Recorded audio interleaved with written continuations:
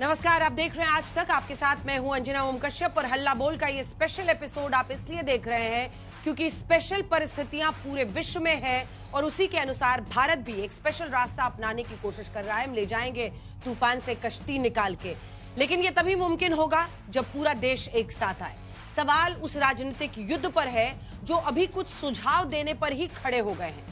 आज सवाल ये भी है कि क्या सरकार ने इस तरफ ध्यान ले जाने में देरी कर दी। देखिए, इसके दोनों पहलू हैं। सबसे बड़ी बात यही है कि जिन 7 बातों की चर्चा देश के प्रधानमंत्री कर रहे हैं, जिसमें वो तेल की खपत को बचाने के लिए कह रहे हैं या विदेशी मुद्रा के लिए वो कह रहे हैं कि भाई आप सोना कम खरीदिए, 1 साल सोना खरीद और बेच ना करें, खरीदे नहीं, खरीदने से बचे, पेट्रोल डीजल बचाएं, कार पूलिंग करें अगर वो कह रहे हैं, केमिकल फर्टिलाइजर्स का इस्तेमाल घटाएं, ऑर्गेनिक फार्मिंग को ज्यादा बढ़ावा दें, उस पर ज्यादा निर्भरता बढ़ाएं, खाद्य तेल की खपत को भी आप कम करें, ऐसा प्रधानमंत्री नरेंद्र मोदी कह रहे हैं। इसी के साथ वो 1 साल विदेश यात्रा भी कम करने की बात कर रहे हैं, कार पूलिंग की बात कर रहे हैं। वो कह रहे हैं कि भाई देश को हमको विदेशी ब्रांड कम इस्तेमाल कीजिए, मेड इन इंडिया का इस्तेमाल ज्यादा कीजिए।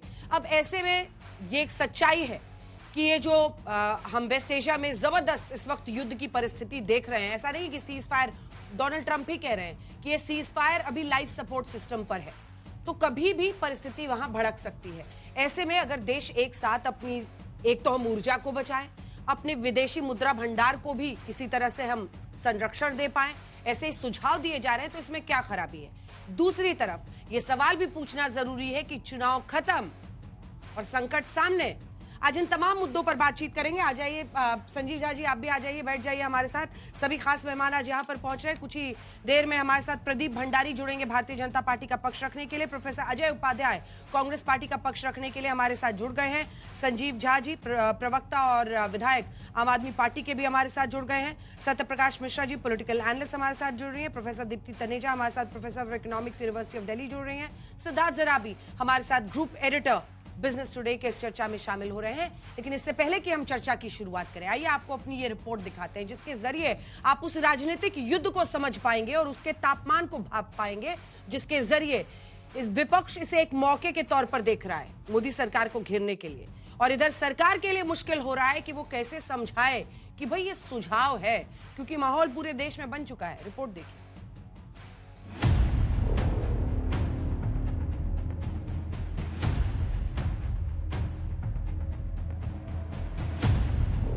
जैसे बूंद बूंद से घड़ा भरता है,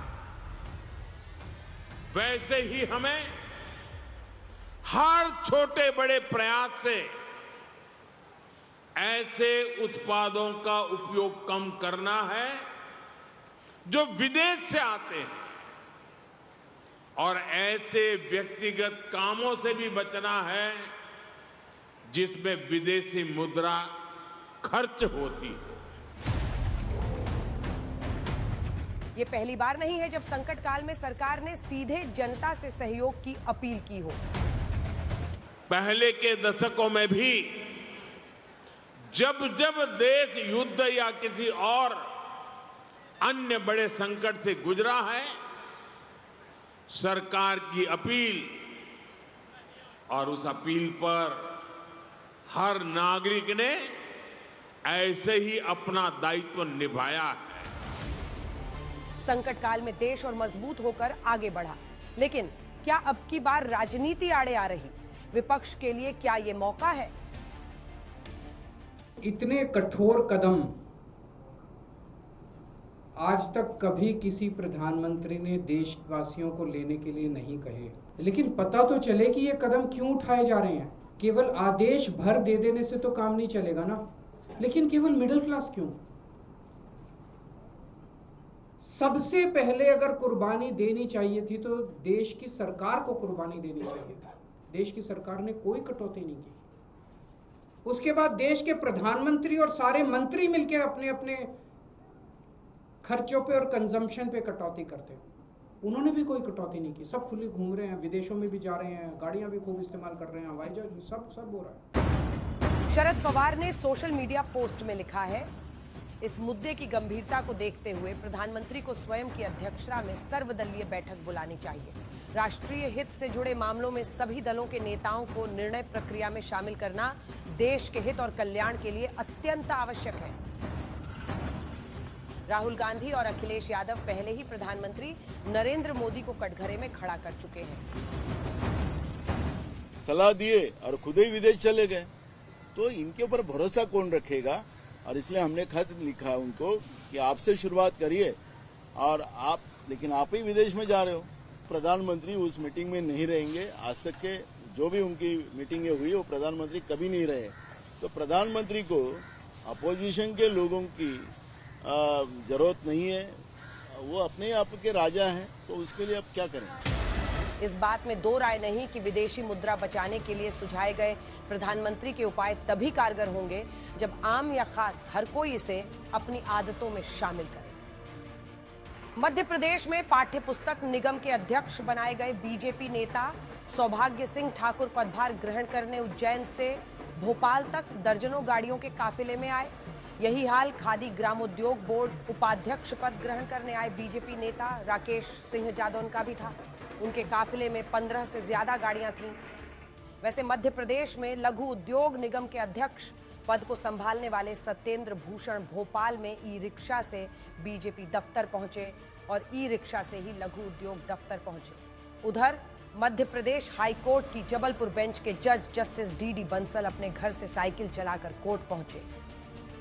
एक दिन साइकिल चलाकर हम आम जनता को संदेश दे सकते हैं कि जहां हम संभव हो साइकिल का उपयोग भी करें, छोटे छोटे स्थानों पर 1-2 किलोमीटर जाने के लिए। इस बीच केंद्रीय मंत्री सीआर पाटिल ने उत्तराखंड के रुड़की में अपने आधिकारिक दौरे में पायलट और एस्कॉर्ट गाड़ियां लेने से इनकार कर दिया। उधर जब सरकार विपक्ष के निशाने पर है, तब पूर्व वित्त मंत्री पी चिदंबरम ने गोल्ड खरीद से बचने की प्रधानमंत्री की नसीहत का समर्थन किया है।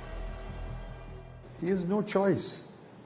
He successfully and cleverly hid the true economic situation, financial position for the last year, and certainly during the elections. So he's right that gold imports must be curbed.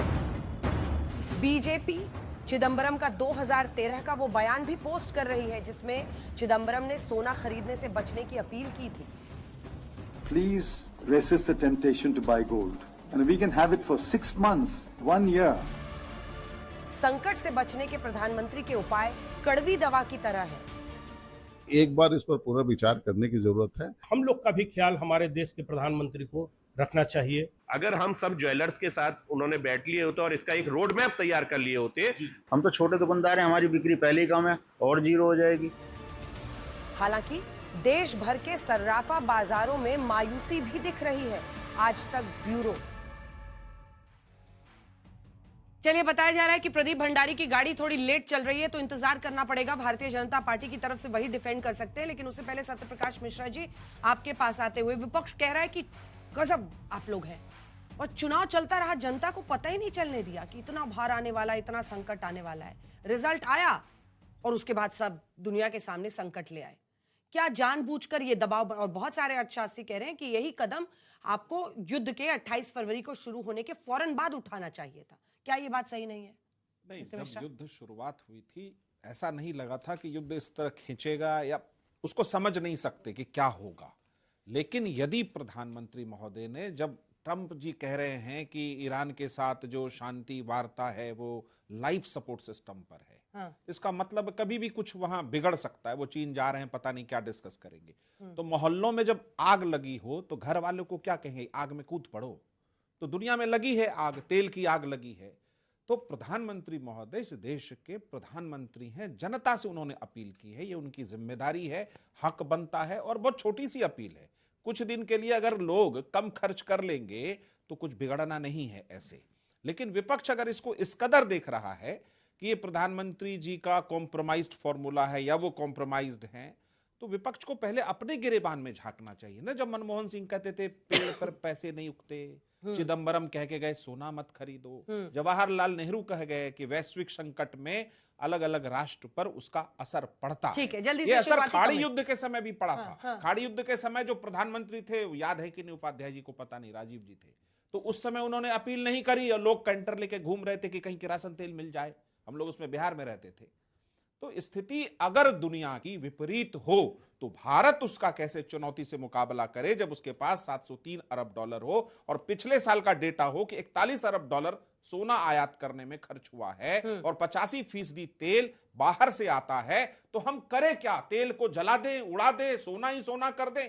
प्रधानमंत्री हैं, वो चौकन्ना रहने की बात कही है, सतर्क रहने की बात कही है। बिल्कुल। एक शब्द है चुनाव को लेकर कि चुनाव था तो नहीं बताए। इस देश में हर साल चुनाव होता है। वन नेशन वन इलेक्शन पे तैयार हो जाए कांग्रेस, कंधे से कंधा मिला के चलेंगे। 5 साल में एक बार चुनाव होगा हर जगह, फैसले आते रहेंगे और राष्ट्रहित में फैसला है। तो क्या राष्ट्रहित में नरेंद्र मोदी जी अपील ना करे, ये चाहता है विपक्ष? जल्दी से। बड़ा अच्छा कहा। मैं तो सोना बाबू को बहुत सलाम कर रहा हूँ। सोना बाबू कौन? सोना बाबू प्रधानमंत्री जी हैं। सोना बाबू इतना अच्छा सजेशन उन्होंने कि सामने से भी अलग अलग भांति के नाम आएंगे आपके नेता के लिए। इसमें कोई सी बुराई नहीं। सोना बाबू तो बहुत, सोना बाबू हमारे घर में भी बोलते हैं हम लोग। अच्छा। अपने बच्चे को बोलते हैं, अपने घर नहीं है ना, ये टीवी है। नहीं, देश के हमारे प्रधानमंत्री हैं। चिदंबरम क्या समझा रहे हैं? तो जो हमारे साथी ने कहा, अभी इसी सरकार ने 168 टन सोना साल भर के अंदर खरीदा है। और क्यों खरीदा है? ताकि वो रिजर्व उसका जो है सोने का रिजर्व बढ़ाया जाए। 6% से वो 16% के लगभग रिजर्व को किया है डॉलर के अगेंस्ट में। अब जनता को नहीं खरीदना, भाई जनता के पास है क्या कि खरीदेगी? सच्चाई तो ये है, सोना का रेट इतना भाग गया, आम जनता जो है उसको 5 किलो चावल पर निर्भरता है। मोदी जी ने ये सोना नहीं खरीदने की अपील, मुझे लगता है कंफ्यूजन हो गई है। इसको भाजपा वाले को समझना चाहिए। ये कहा है अपने मित्रों को कि वो ना खरीदें ये सोना। अब लोगों को लग रहा है कि आम आदमी के पास रह ही नहीं गया है कुछ, सरकार ने जो हाल कर दिया है। एक बात जरूर है, चुनाव के बाद के वक्त जो लंबी लंबी बातें हो रही थी, और आपने सही प्रश्न किया कि भाई चुनाव तक 4 मई तक तो कुछ नहीं कहानी था। 4 मई के बाद सारे जनता को त्याग करने के सुझाव दिए जा रहे हैं। शायद प्रधानमंत्री जी को पता है कि उस सेक्टर में एक तरह का अनऑर्गेनाइज वर्कर भी काम करता है। 50 लाख से ज्यादा लोग ज्वेलरी का कारीगरी काम करने वाले कारीगर हैं। उनके जीवन का क्या होगा? बाकी तो चीजें डूब ही रही हैं। आज आप शेयर मार्केट का भी हाल देख ही ली होंगी। उसके बाद आप कह रहे हैं कि भाई विदेशों में आप ना जाएं, तो कौन? आम आदमी तो जा नहीं रहा है विदेश में। विदेश में जो जा रहा है ठीक ही कहा है सब पीएम ने। हाँ, बहुत ही तो सब चीज का समर्थन ही कर रहे हैं। कितना प्यारा कहा है प्रधानमंत्री चिदंबरम ने जो कहा है विदेश में। अरे गुरुजी आइए ना, पी चिदंबरम पर आपके नेता हैं। चिदंबरम जी ने जब कहा था ये बात, तो उन्होंने उस समय चुनावी घोषणा के पहले और बाद में नहीं कहा था। उन्होंने ये बात जरूर कही थी, उस समय विश्व में जो क्राइसिस आई थी, वर्ल्ड की जो बाकी करेंसी थी, जैसे इंडोनेशिया की करेंसी 16% डाउन हुई थी, भारत की करेंसी भी उस समय डाउन हुई थी। और फ्रेजाइल 5 वाली जो एक कंसेप्ट था, उसको भी ध्यान में रखते हुए उन्होंने कही थी। आज भारत की करेंसी पिछले 1 साल के अंदर 12% एक साल के अंदर डाउन हुई है। जिस तरह से फॉरेन रिजर्व की बात है, 728 बिलियन डॉलर था, आज जो है 690 बिलियन डॉलर पर आ गई। 38 बिलियन डॉलर सिर्फ एक महीने के अंदर में डाउन हुई है। ठीक है। और जिस तरह से FII लगातार भारत से बाहर जा रहा है, रुपये यदि इतना डाउन होगा, जिस रुपये के लेकर के बार बार प्रधानमंत्री जी कहते थे कि प्रतिष्ठा गिर रही है प्रधानमंत्री की, मैं नहीं कहूंगा। हमारे प्रधानमंत्री बहुत सम्मानित पद हैं, उनका मैं पूरा सम्मान करता हूं, पर ये बात जब कहते थे तो आज उनको ख्याल तो रखना चाहिए। 95 प्लस हो गई, 10 लास्ट एकदम। दूसरी बात जो चर्चा अभी कर रहे हैं विदेश जाने की, भाई विदेश जाने के प्रधानमंत्री जी ने लोगों के लिए कहा है, वो तो जाएंगे ही, और जाने का भी एक कारण है। 8 दूना 16,000 करोड़ रुपए का जो 2 विमान खरीदा है ना, रखे यहाँ खाली रहेगा तो कल पुर्जा खराब हो जाएगा। महंगा है, बाहर का वो विमान है, लाने में उसको खर्चा उसमें भी लग जाएगा, तो इसलिए बेचारे जा रहे हैं। ऐसा कुछ नहीं है। कुछ लोग कह रहा है पेस्टेन फाइल में उनका नाम आ गया।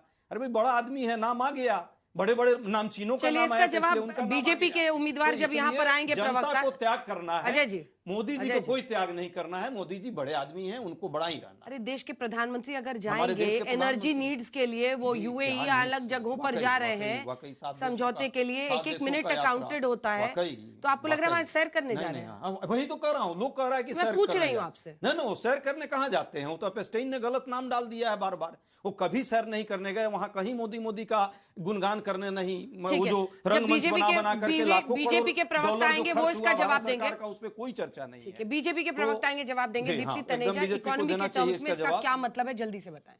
नमस्कार अंजना जी और सभी को पैनलिस्ट को भी।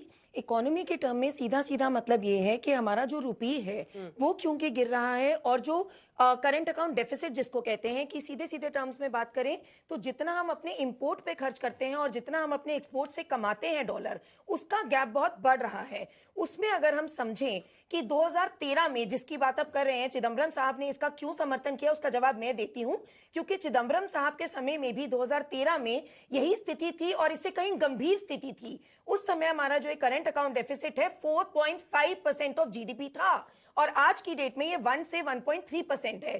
तो इसी से आप समझ लीजिए कि हम इस समय कितनी सेफ पोजीशन में थे। इसके चलते हमें ड्रैकोनियन स्टेप्स नहीं लेने पड़े, और ड्रैकोनियन स्टेप्स का भी मैं अजय जी आपको जवाब दे देती हूं।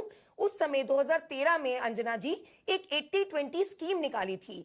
80-20 स्कीम का क्या मतलब था कि आप जितना इंपोर्ट कर रहे हो गोल्ड, उसमें से 20% री एक्सपोर्ट कीजिए। और उसके चलते अंजना जी ये 2014 की कैग की रिपोर्ट है, और आपने जितनी सियासत करनी है अजय जी कर लीजिएगा। 2014 की एक कांग्रेस के समय की रिपोर्ट है, इलेक्शन से पहले की, कि उससे 4500 करोड़ का नुकसान हुआ जो ये स्मगल्ड 80-20 स्कीम के तहत गया। उसके अलावा FCNR-B स्कीम थी। तो ये सारे जो सख्त स्टेप्स हैं वो ना लेते हुए अभी जनता को ये आह्वान करना, इससे बढ़िया कुछ हो नहीं सकता था अंजना जी। क्योंकि अगर हम इसका सीधा सीधा समझें, अगर इंपोर्ट जो है हमारे गोल्ड का वो तकरीबन आधा अगर होता है, तो उससे 4 to 5 बिलियन डॉलर का पर एनम पर मंथ का हम सेव कर सकते हैं, जिससे आप समझ लीजिए हमारा फॉरेन एक्सचेंज कितना बढ़ेगा। और आपने जो ये बात बोली अजय जी, उसका एक आंसर और दूंगी कि क्यों गोल्ड हमने अपना इंपोर्ट बढ़ाया। भैया जब पूरी कंट्री, पूरा वर्ल्ड जब डी डॉलराइजेशन पे जा रहा हो ना, तो इसको डाइवर्सिफाइंग स्ट्रैटेजी, स्मार्ट स्ट्रैटेजी कहते हैं, कि सब कुछ गोल्ड, सब कुछ डॉलर में मत रखिए, उसको डाइवर्सिफाई कीजिए। अब प्रदीप भंडारी भी आ गए हैं, भाई माइक लगा दीजिए उनको जल्दी से। मुझे लगता है रास्ते में सुन ही रहे होंगे कि आप अजय उपाध्याय जी क्या कह रहे हैं। भंडारी जी साइकिल से आ रहे थे क्या? नहीं, लेट्स ऑल गो ऑर्गेनिक, इसमें कोई बुरी बात नहीं है। मैं तो प्रशंसा कर, मैं तो ताली बजाना चाहती थी कि आप लेट आइए बहुत सिर आंखों पर, लेकिन पता चला आप कार से ही आ रहे हैं, साइकिल से आ रहे थे। मैं एक गंतव्य से दूसरे गंतव्य मेट्रो गया, उसके बाद मैंने गाड़ी ली। अब मैं एक साइकिल से आता तो थोड़ा सा लेट हो जाता। अब दूरबीन लगा के रिवर्स में आपका पूरा ट्रिप देखा जाएगा, लेकिन जल्दी से अजय जी की बातों का जवाब दीजिए जल्दी से। अजय जी को मैं कहना चाहता हूँ कि पहले तो अजय जी ये स्वीकारें कि डॉक्टर मनमोहन सिंह, पी चिदम्बरम और तमाम कांग्रेस के नेता जवाहरलाल नेहरू से लेकर इंदिरा गांधी जो गोल्ड कंट्रोल एक्ट लेकर आए थे वो सब गलत थे। तो अजय जी की तार्किक बात में मैं विश्वास रखूं, पर एक गौर करने वाली बात यह अंजना जी कि आज देश 2 महीने हो चुके हैं पूरे के पूरे स्ट्रेट ऑफ हॉर्मुज के अंदर ब्लॉकेड में। जर्मनी में 27%, जापान में 30%, चाइना के अंदर 25%, फ्रांस के अंदर 15%।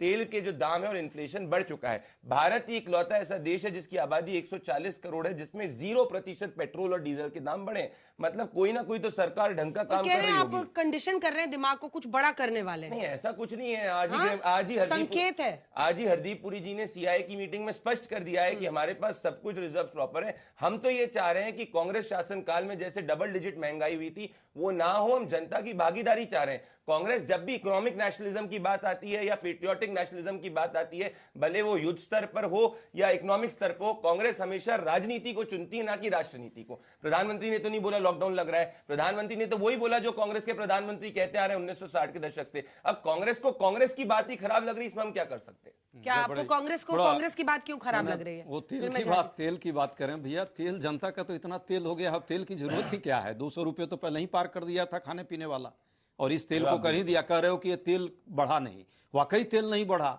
जब सबसे सस्ता कोरोना के टाइम में मिल रहा था तब से लेकर के पिछले 3 साल तक, तो आपने तो जनता को बड़ी छूट दिए थे, क्योंकि वो मार्केट रेगुलेशन हो रहा था, मार्केट डिसाइड करता है तेल का दाम। आज आप स्वीकार रहे हो ना कि सरकार करती थी ये सारी काम, आज भी सरकार करने जा रही है। दूसरी बात, 4 मई से पहले सब चंगा से, सब चंगा से बढ़ेंगे, कोई 100% बढ़ेंगे, 100% बढ़ेंगे। ये वही भूमिका बनाई जा रही है। भैया आप सरकार में नहीं हो, भैया आप भूमिका बनाई जा रही है, सरकार में नहीं है। अरे भाई एक बड़ी बात, अच्छा गैस की 10 सेकंड मैंने आपके जवाब। गैस सिलेंडर के तो दाम बढ़े ही नहीं है, कमर्शियल वाले ना, कमर्शियल वाले वो तो बड़े बड़े लोग ही लेते हैं, बेचारे ठेले वाले तो लेते नहीं है। अनऑर्गेनाइज सेक्टर के 93% लोग तो रोड पे घूम रहे हैं वो। तो इसलिए कह रहा हूं कि भाई सच्चाई ये है कि सोना का मामला तो अब जरूरत ही नहीं है गरीब आदमी को लेने की, बड़े बड़े लोग ही आपके ले रहे हैं मित्र लोग। उनको उनके लिए मोदी जी कहा कि हमारे आप जैसे लोग एक जवाब बता दीजिए, उनके लिए कहा होगा अजय जी, तो उनको रुकवा दीजिए। एक लॉजिकल बात, आपने 10 सेकंड बोले, एक मिनट में एक और नहीं, अब आप ऐसे तो बोलते जाएंगे, बोलने दीजिए। क्वेश्चन दे देता हूं, उसको याद कर लीजिए। और वो घर से काम करने वाली बात है। हाँ, वाकई घर से काम तो होना चाहिए। काम धंधा रहा किसी के पास? इतनी बेरोजगारी बढ़ी हुई है। घर में रहिए और प्याज लेकर के बाहर मत निकलिए, ये सुझाव है मोदी जी का। अब लॉजिकल क्योंकि उससे क्या होगा, लू लग जाएगी ना। अब तो बाहर क्यों जाना चाहिए? मैं पूछना चाहता हूं अजय जी, दुनिया का मस्करी कर रहे हैं आज, मतलब मजाक के मूड में आए हैं अजय जी। अजय जी ऐसा होता है जब सरकार जो है जनता का तेल कर रही है, बार-बार बोल बड़े बड़े पूंजीपतियों ठीक है, बारी-बारी से स्मॉल रिस्पांस पे सिद्धार्थ और संजीव जी है, और उसको अब कह रही है कि अच्छा गुरुजी चलिए सांस का भी त्याग करवा दीजिए ना किसी दिन। तब आपको मैंने 1.5 मिनट कर्सी ऑफ टाइम दे दिया, 30 मिनट सुन लीजिए। ये ऐसा होता है अंजना जी, 30 सेकंड, ऐसा होता है जब 17 राज्यों में सरकार नहीं होती तो आदमी मस्करी की बात करता है, लॉजिकल बात नहीं करता। मैं वापस से कहूंगा, जराबी जी आपके इतने बड़े इकोनॉमिक एडिटर हैं, दुनिया का एक मुल्क बता दीजिए जिसने 2 महीने स्ट्रेट ऑफ हॉर्मुज बंद है, including United states of America और चाइना, जहां पेट्रोल और डीजल के दाम नहीं बढ़े हैं। करंट अकाउंट डेफिसिट इनके समय में 6% था, आज 2% से कम है। इनके समय महंगाई 10% थी, आज महंगाई दर 3% से कम है। 140 करोड़ देश में जब 20 करोड़ लोग गरीबी रेखा के बाहर निकले, अगर वहां पे जनता तक राहत पहुंच रही है तो ये सरकार की ही कामयाबी है। आजकल तो अखबार ये सब कह रहे हैं कि भाई रेट बढ़ाओ, रेट बढ़ाओ। कांग्रेस के अखबार जो कह रहे हैं कर रहे हैं। अब मुझे बताइए सिद्धार्थ जल्दी से, सिद्धार्थ दुनिया का एक देश बता दीजिए जहां 1 महीने के अंदर $38 बिलियन जो है फॉरेन रिजर्व खत्म हुआ है। एक बता दो ना भाई, एक देश बताओ। $700 बिलियन हमारा फॉरेक्स दुनिया का एक देश बताओ जो पिछले इतने कम जब तेल का दाम था तो उस देश ने तेल का दाम कम नहीं किया हो। से ग्रो किया। दुनिया का एक देश सिर्फ बता दो जहां 12% एक महीने में डॉलर के बना रुपया गिरा है, करेंसी तुर्की का गिरा है। सिद्धार्थ जराबी एक सेकंड प्लीज। वही है सिद्धार्थ जराबी, एक वैलिड जो क्रिटिसिज्म इस पूरे मामले में लग रहा है, मतलब फैक्ट्स पे बात करते हैं, बस यही लग रहा है कि भाई आप 2.5 महीने भाप क्यों नहीं पाए जब पूरी दुनिया को समझ में आ रहा था ऊर्जा संरक्षण करना है तो आप पहले से भी ये कर सकते थे। वैलिड क्रिटिसिज्म एक ही दिख रहा है जितना मुझे समझ में आ रहा है। मैं आपसे ये पूछना चाहती हूं कि इससे पहले भी इन तमाम मुद्दों पर चर्चा हो चुकी है। सोने को लेकर जिस विदेशी मुद्रा रिजर्व की वो बात करें, अपने दर्शकों को भी दिखा देते हैं। 1 मई को विदेशी मुद्रा भंडार जो है वो है $690 अरब के आसपास, और जिस $38 अरब के घटाव की वो बात कर रहे हैं वो 27 फरवरी को 28 से युद्ध शुरू हुआ था। अब ऐसे में क्या हम थोड़े और पहले से सतर्क हो सकते थे? ये क्रिटिसिज्म तो समझ में आता है, बाकी क्या क्रिटिसिज्म आपको विपक्ष का समझ में आ रहा है? देखिए, 2-3 बातें पहले हल्ला बोल रहे हैं, परंतु फैक्ट्स के साथ हल्ला बोलना चाहिए। पहले जो अजय जी ने 168 मेट्रिक टन की बात की, वो नई खरीद नहीं थी, वो हमारा ही सोना विदेश में रखा हुआ था, उसको वापस लाया गया 2025-26 वित्तीय वर्ष में, और लगातार पिछले 3 साल से रिजर्व बैंक ऑफ इंडिया हमारा सोना वापस ला रहा है। लगभग 380 मेट्रिक टन अपना वापस लाया गया है। इस वित्तीय वर्ष में जिसकी इन्होंने चर्चा की उसमें 1 मेट्रिक टन से कम नई खरीद हुई, इसलिए आरबीआई को ऐसी स्थिति में दोष ना दें। दूसरा विषय जो प्रदीप जी ने कहा करंट अकाउंट डेफिसिट का, फैक्ट ये है कि 2% का जो नंबर इन्होंने बताया वो सही है, पर लगातार पिछले 3 साल से हमारे एक्सचेंज रेट पे बहुत बड़ा प्रेशर आया है, और पिछले दिनों में ये एक्सचेंज रेट बढ़ा है क्योंकि लगातार विदेशी निवेशक हमारे बाजार से और वैसे इंडिया से वापस अपना पैसा ले जा रहे हैं। उसके कारण क्या है मैं उसमें नहीं जाऊंगा, समय कम होगा। इन दोनों के कारण जो सबसे बड़ा प्रेशर आया है वो हमारी करेंसी पे आ रहा है, और करेंसी पे जो अगर हम देखें पिछले 5 महीने में लगभग 10% का हमारा जो अगर हम रुपी टर्म्स में देखें 95-96 और इतनी बड़ी जो हमने वॉलेटिलिटी देखी है, ये अनयूजुअल वॉलेटिलिटी है। इसलिए बैलेंस ऑफ पेमेंट्स को लेके कई लोगों के मन में सवाल आ रहा है। अब रही बात इसकी टाइमिंग की, टाइमिंग के बारे में या तो हमें और जानकारी दी जाए पत्रकार के नाते तो हम शायद उस पर एक ठोस तरीके से कह पाएंगे, परंतु एक चीज हमें समझनी पड़ेगी। वेस्ट एशिया में सीज फायर है अंजना जी, परंतु उस सीज फायर के कारण ऑयल एंड गैस की अवेलेबिलिटी में कोई सुधार नहीं हुआ है। वो चेंज शुरू नहीं हुआ है। वो चेंज नहीं शुरू हुआ है। और आप ये समझ लीजिए 2 महीने 2.5 महीने पहले तक तो हमने कभी ये आकलन भी नहीं किया था कितनी सैकड़ों टैंकर उस स्ट्रेट से रोज निकलती थी। आज एक भी निकली है तो वो हेडलाइन बन गई है।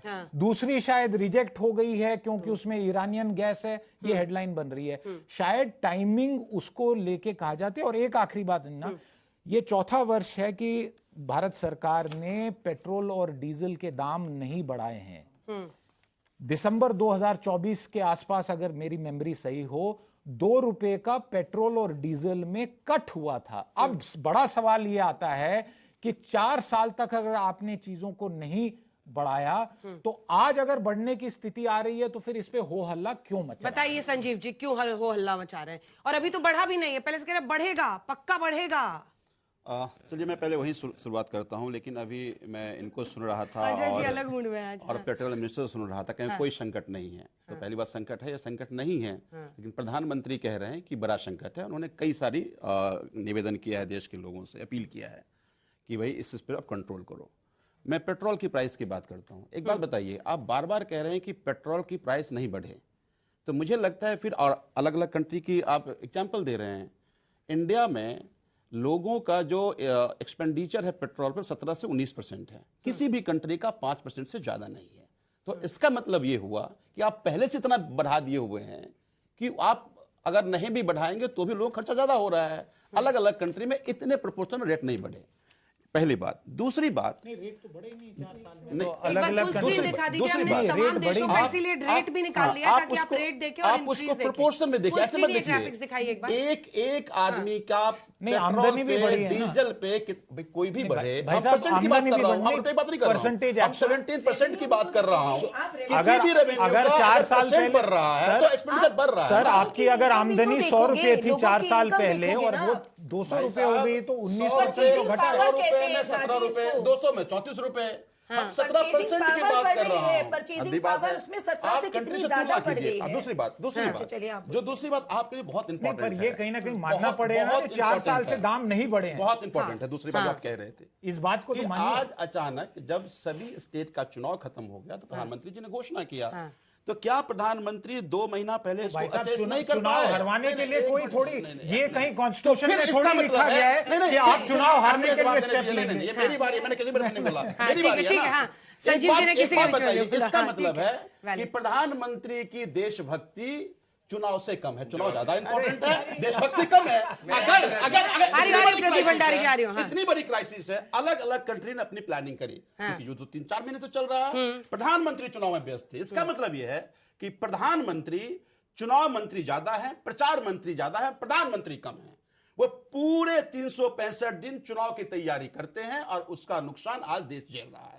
यही चूंकि बात इतिहास की कर रहे थे, 2013 में नरेंद्र मोदी जब चुनाव प्रधानमंत्री की तैयारी करे तब उन्होंने कहा था कि सोना खरीदने से अर्थव्यवस्था खराब होता है। बताइए किसी को गले पड़ेगा? अब समझ में आया, 12 साल बाद प्रधानमंत्री को समझ में आया कि नहीं, सोना। प्रदीप भंडारी जल्दी से रिस्पॉन्ड कीजिए। एक बार अपने दर्शकों को ये भी बता दें कि डॉलर हम कहां खर्च कर रहे हैं। अच्छा, इसके बाद बताएंगे भंडारी रिस्पॉन्ड जल्दी। कहा कि प्रधान, अगर आप एक काम करिए, एक प्रपोजल हम लेके आते हैं, 1 नेशन 1 इलेक्शन। आप 1 नेशन 1 इलेक्शन का समर्थन कर दीजिए, जिससे आप हर चीज को चुनावी लेंस से ना देखें। आपने बोला कि चुनाव के समय हम क्या कर रहे थे, 27 कंट्री से पहले हम क्रूड सोर्स करते थे, अब 40 कंट्री से सोर्स कर रहे हैं। पहले हमारा स्ट्रेटेजिक रिजर्व नील था, 5.33 मिलियन मेट्रिक टन है। पहले हमारे डिस्ट्रीब्यूटर्स 13,896 थे, अब 25,600 हो चुके हैं। टोटल इंपोर्ट टर्मिनल पहले 11 थे, अब 22 हो चुके हैं। हमने एक्साइज ड्यूटी कम करी और डीजल के ऊपर एक्सपोर्ट ड्यूटी बढ़ाई, जिससे कि जो अंदर ही खपत हो सके। तो हम काम कर रहे थे। दिक्कत यह थी, आप शीश महल के अंदर व्यस्त थे, तो आपको समझ में नहीं आया।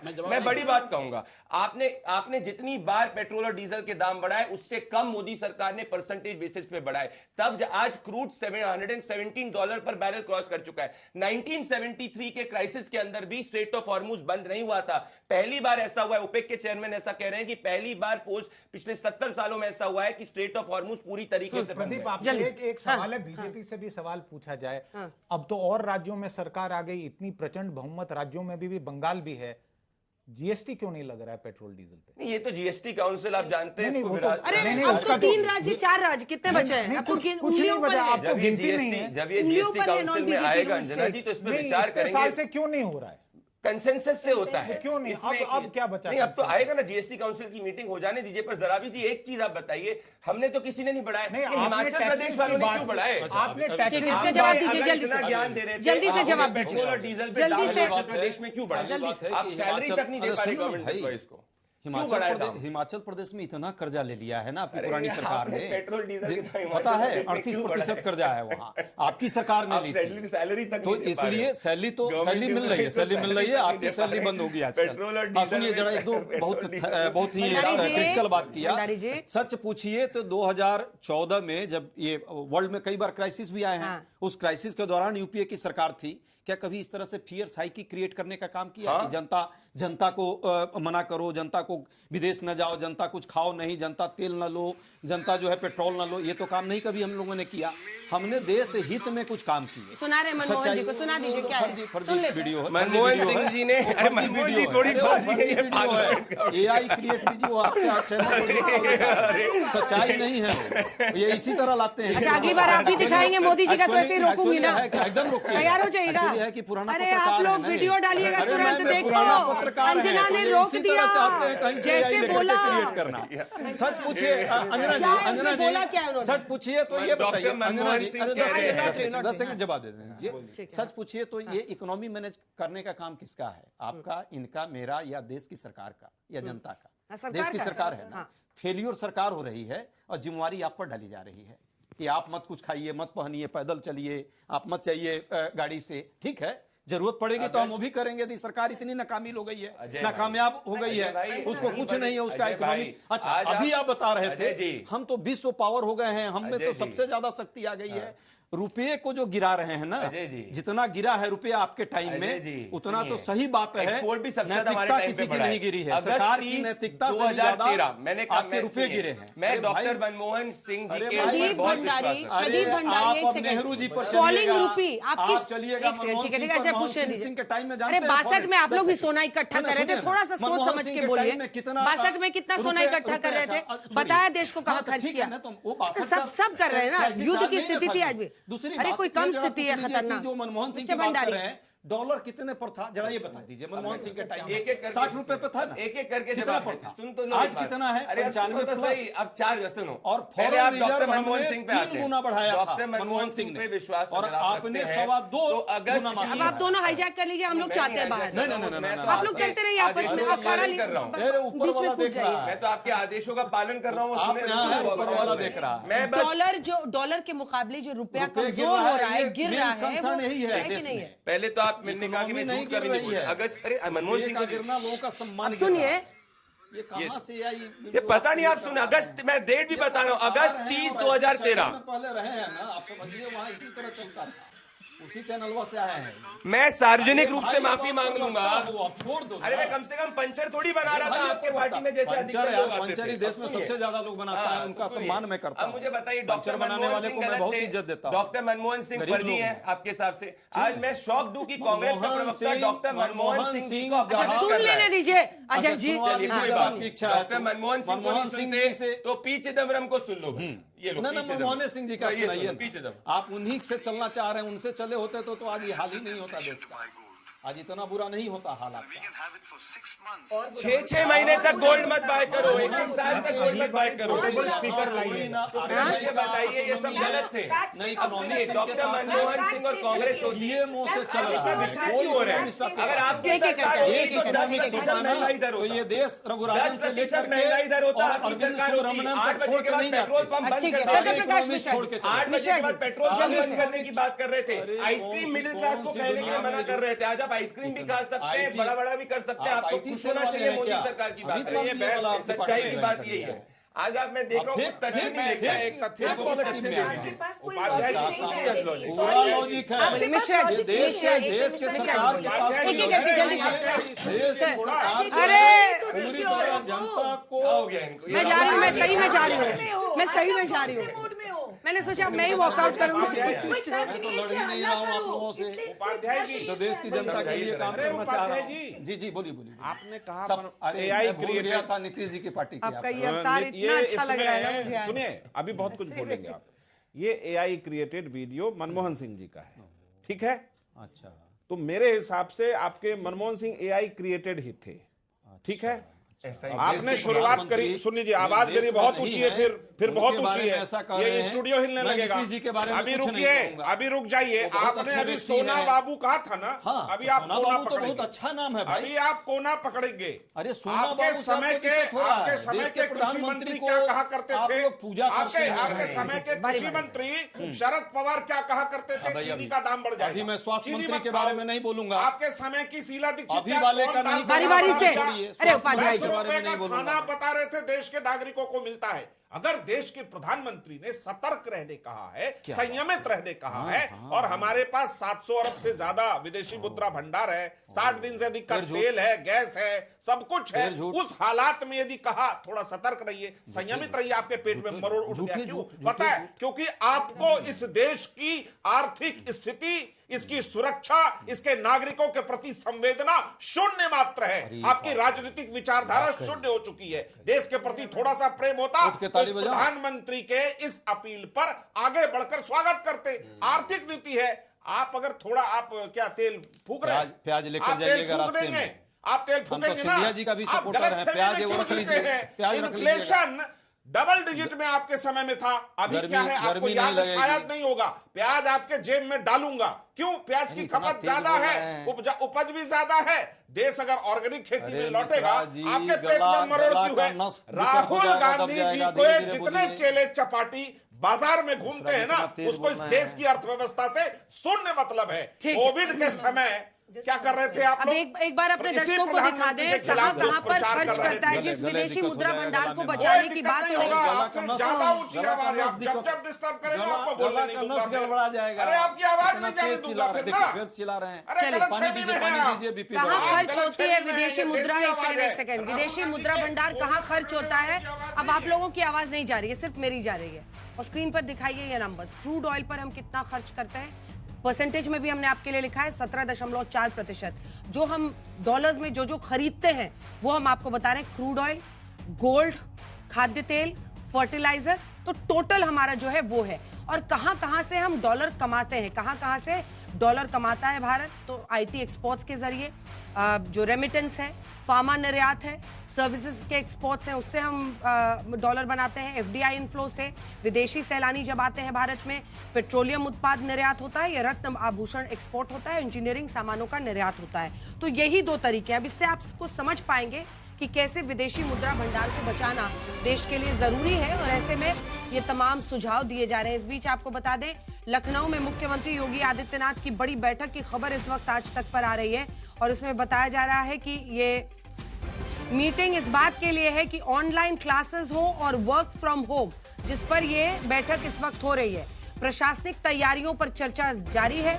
यूपी की राजधानी लखनऊ में मुख्यमंत्री योगी आदित्यनाथ अधिकारियों के साथ अपने घर पर ही 5 कालिदास मार्ग पर बैठक की है, और सूत्रों के मुताबिक प्रधानमंत्री की अपील के बाद उत्तर प्रदेश में online classes, work from home जैसे मुद्दों पर मंथन किया जा रहा है, और प्रदेश में ऑनलाइन पढ़ाई को लेकर संभावित व्यवस्थाओं पर इस वक्त चर्चा की जा रही है।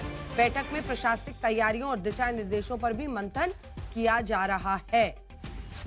और यही मैं आपसे पूछ रही थी प्रदीप भंडारी जी, ये संकेत और संदेश तो नहीं आने वाले वक्त में क्या वर्क फ्रॉम होम को और भी बड़े पैमाने पर ऑफिसेज को इंस्ट्रक्ट किया जाएगा कि आप करें? पेट्रोल डीजल की कीमतें बढ़ेंगी, सोने को लेकर, मतलब एक संकेत था क्या ये आने वाले वक्त? अंजना जी, सब कुछ वॉलेंट्री है और सरकार नज कर रही है। इनने कहा कि भाई एआई जनरेटेड है। जून 13, 2013 को ये देख लीजिए, पी चिदम्बरम कह रहे हैं stop buying gold, don't dare buy gold. ये है पी चिदम्बरम। अब मैं बात करता हूं, ये लोग कैसे करते थे सोना के समय? ये तो हिंदू औरतों को कह रहे थे कि स्त्रीधन तक गिरवी रख दो, ये तक इनकी स्थिति आ चुकी थी अजय जी की। मैं वापस से कहूंगा, आज इकोनॉमिक फैक्ट्स क्या है? आज महंगाई दर 3% के कम है। आज होलसेल प्राइस इंडेक्स 5% से कम के अंदर है। आज करंट अकाउंट डेफिसिट 2% से कम है। आज हमारे फॉरेक्स रिजर्व $690 बिलियन पे पहुंच चुके हैं। आज पेट्रोल डीजल का दाम नहीं बढ़ा है सिवाय हिमाचल प्रदेश के। आज एक्साइज ड्यूटी तक हमने काटा है। अजय जी, अगर सच में देशभक्त तो खड़े हो और मोदी जी के लिए ताली बजाओ, बाद में कांग्रेसी हो। और एक मेरा निवेदन है, हाथ जोड़ के मेरा निवेदन, अजय भाई हाथ जोड़ के मैं निवेदन करना चाह रहा हूं, बस राहुल गांधी को बोलो मस्कट एक महीना जाना, बैठ जाओ, हॉलीडे की बात, मैं भी हाथ जोड़ के इसकी बात कर रहा हूं। मैं हाथ जोड़ के निवेदन कर रहा हूं आपसे। हॉलीडे मत करना। अब हो गया, हॉलीडे मत करना। हाथ जोड़कर निवेदन कर रहा हूं, जब सब अच्छा ही है, सब अच्छा ही चल रहा है, तो ये रुपये बेचारा इतना क्यों गिरता जा रहा है? हमारे उसमें नहीं, वो आपके डॉलर एप्रिशिएट हो रहा है, रुपए नहीं गिर रहा है। सुनो आप, संजीव बोलिए दीप्ति तनेजा, उसके बाद से रुक जाएगा, लास्ट मिलेंगे आप दोनों। अजय जी, आपने जितने पॉइंट्स दिए ना, उसका पॉइंट का सिर्फ आपको इकोनॉमिक फैक्ट्स दे रही हूँ। फॉरेक्स जो 60 साल में $312 पे पहुंचा, वो $690 पे उसके 2026 में पहुंचा। आपने कहा कि तेल की कीमतें क्यों नहीं कम हुई? ऑयल बॉन्ड्स की विरासत आप देके गए थे 2005 में। 1.3 लाख करोड़ को हमने 3.5 लाख करोड़ में वापस किया। टाइमिंग की आपने बात करी, इस संडे को सीज फायर के पूरे होने के, होर्मुज खुलने के पूरे अंदेशे थे, किसी को नहीं पता था और कितना स्ट्रेच करेगा। और झाजी, जो आपने बात करी कि उस समय मनमोहन सिंह जी ने कहा था कि इतना गोल्ड पे ध्यान मत दो, बिल्कुल सही कहा था, क्योंकि तब हमारे पास गोल्ड के रिजर्व्स थे $12 बिलियन और अब है $115 बिलियन, जो अभी अंजना जी ने आंकड़ा भी दिखाया कि कितना ज्यादा उससे फॉरेन एक्सचेंज पे हमारे स्ट्रेस पड़ता है। देखिए, आपने वीडियो सुनाया, मैं 2013 का वीडियो सुना देता हूँ आपको। ABI जनरेट है,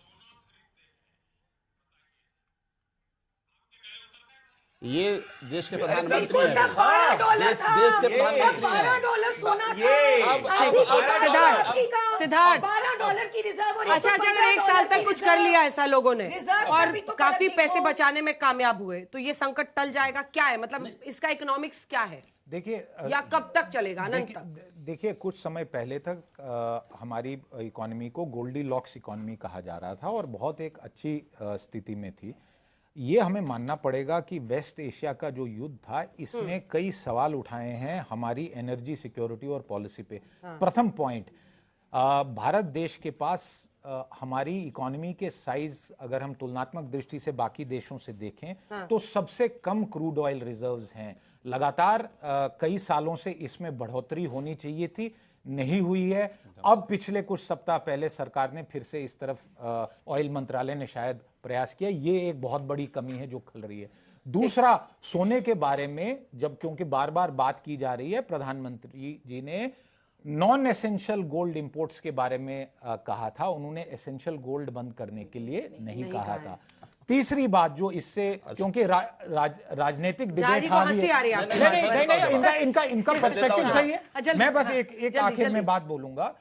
मेरा ये मानना है कि सोना और उसके लिए जो खरीद करते हैं, ये लोगों की पर्सनल चॉइस है। अगर मैक्रो इकोनॉमिक कंसर्न है तो कहीं ना कहीं रिजर्व बैंक ऑफ इंडिया को भारत में अपने रिजर्व्स में से कुछ सोना बेचना चाहिए। जल्दी से एक लाइन का कमेंट, एक लाइन अजय जी, जल्दी से एक लाइन। सच्चाई है जो अभी मैडम ने भी कहा, अरे आयल बंड जो था ना 1,36,000 या 92 का किया, 4 लाख करोड़ के 3 साल कमाया, 44 लाख के लिए ऑलरेडी रिपोर्ट दे दी है। कांग्रेस के नेता क्या अपना कॉन्वॉय कम करेंगे? और इसी के साथ हल्ला बोल का अंत करते हैं। आज तक देश का सर्वश्रेष्ठ न्यूज चैनल।